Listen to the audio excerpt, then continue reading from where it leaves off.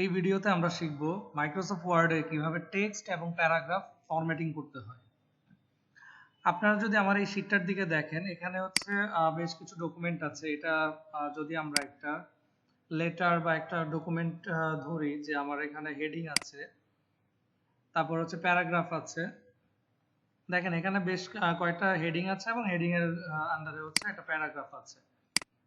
তো আমি চাচ্ছি যে আমার এই প্যারাগ্রাফ গুলোকে ফরম্যাটিং করতে। তো আমি যদি এই হেডিংটাকে ফরম্যাটিং করতে চাই, সেক্ষেত্রে আমার কি করতে হবে? হেডিংটাকে সিলেক্ট করে এখানে ফরম্যাটিং এ গিয়ে ধরেন আমি অসওয়াল্ড এই ফন্টটা দিলাম, ফন্ট সাইজ আমি 14 করে দিলাম, এটাকে বোল্ড করলাম, আন্ডারলাইন করলাম। তো এতটুকুই। পরের প্যারাগ্রাফটাকেও কিন্তু আমার সেম ভাবে আবার আগের মতো করে অসওয়াল্ডে যেতে হবে, ফন্ট সাইজ 14 করতে হবে, বোল্ড করতে হবে, আন্ডারলাইন করতে হবে। তারপরের ফন্টটাতে যদি যাই টাইটেলে, সেম ভাবে এটাকেও অসওয়াল্ড, ফন্ট সাইজ, তারপরে বোল্ড, আন্ডারলাইন, এভাবে ওয়ান বাই ওয়ান করতে হবে। এখানে আরেকটা টাইটেল আছে, এই টাইটেলটাকেও আমি চেঞ্জ করলাম। তো দেখেন আমি শুধু 4টা টাইটেলই চেঞ্জ করেছি, এতে আমার কতটুকু সময় চলে গেছে। তা আমি এখন চাচ্ছি যে প্যারাগ্রাফটাকেও একটু চেঞ্জ করতে। এটাকে আমি ফন্ট সাইজটাকে 11 করে দেই এবং ফন্টের কালারটাকে একটু লাইট কালার করে দেই। কালারটা তো আমি যদি এখন এই প্যারাগ্রাফটাকেও করতে চাই, আমাকে কিন্তু এইভাবে প্রত্যেকটা ধরে ধরে করতে হবে এবং এটা অনেক সময় সাপেক্ষ। কিন্তু আমি চাচ্ছি এভাবে করতে না, আমি চাচ্ছি যে আমি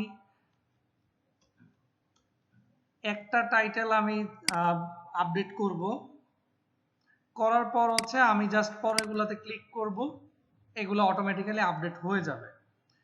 তো আসুন আমরা দেখি যে মাইক্রোসফট ওয়ার্ডে কিভাবে এই ফরম্যাটিং গুলো, টেক্সট, প্যারাগ্রাফ, হেডিং, এই ফরম্যাটিং গুলো কিভাবে খুব ইজিলি করে।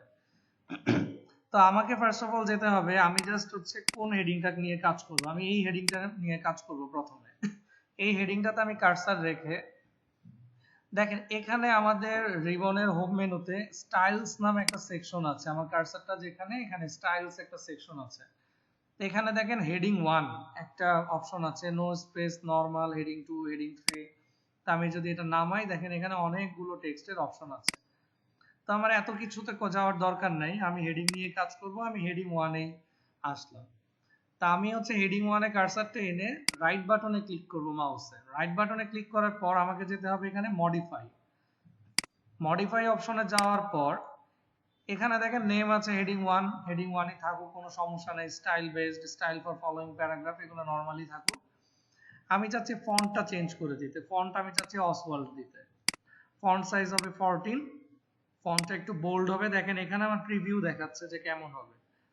ফন্টের কালারটা হবে একটু গ্রিন, ডার্ক গ্রিন, না আমি একটু ব্লু কালার, ডার্ক ব্লু দেই। ফন্টের কালার ডার্ক ব্লু। আন্ডারলাইন হবে হেডিং এর নিচে। আমি চাইলে এখান থেকে ফন্টের হেডিং এর অ্যালাইনমেন্ট ঠিক করে দিতে পারি, যেটা কি মাঝখানে রাখবো, নাকি এটা রাইট সাইডে নিয়ে যাব, নাকি এটা জাস্টিফাই করবো, নাকি এটা লেফট অ্যালাইন থাকবে। এটা লেফট অ্যালাইনই থাকবে। তো এখানে চাইলে দেখেন এখানে ফরম্যাট অপশনে গিয়ে এখানে আরো কিছু ফরম্যাট আছে, এগুলাতে আমাদের এখন কোনো কাজ নেই। তো আমি হচ্ছে এখানেই এতটুকু আপডেট করলাম। আপডেট করে এখন যদি আমি ওকে দেই, ওকে দিলে দেখেন আমার কোনো কিছু চেঞ্জ হয় নাই। তা আমাকে কি করতে হবে? আমি তো হেডিং 1 এ তো কাজ করেছি। তা আমি জাস্ট এখানে হেডিং এর কার্সারটা রেখে আমি হেডিং 1 এ ক্লিক করব।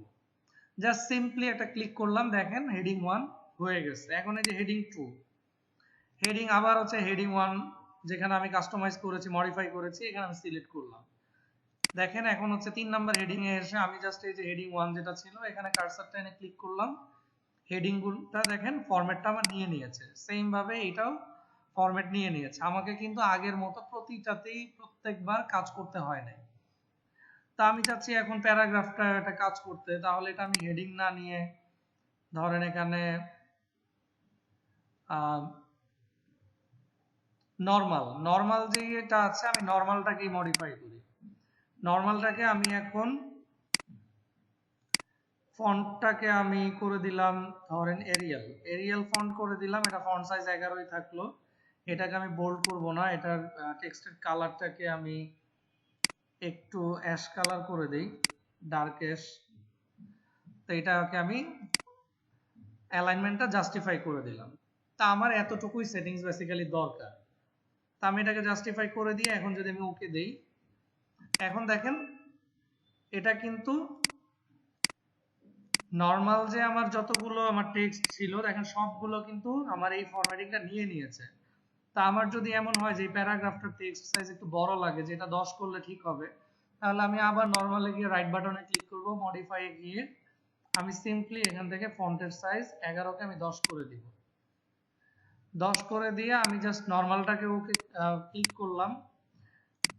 আমি দেখেন প্যারাগ্রাফের যে কোনো জায়গায় কার্সার রেখে যখন নর্মাল একটা ক্লিক করতেছি, পুরো প্যারাগ্রাফই চেঞ্জ হয়ে যাচ্ছে। আমি যখন আবার এই প্যারাগ্রাফে কার্সার রেখে ক্লিক করতেছি নর্মালে, দেখেন পুরো প্যারাগ্রাফ কিন্তু ফরম্যাট নিয়ে নিচ্ছে।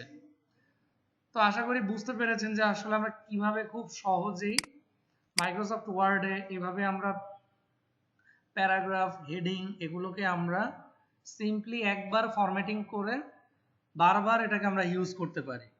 তো এটা আমাদের কাজকে অনেক সহজ করে এবং আমাদের সময়কে বাঁচিয়ে দেয়। সো আশা করি সবাই বুঝতে পেরেছেন। Thank you.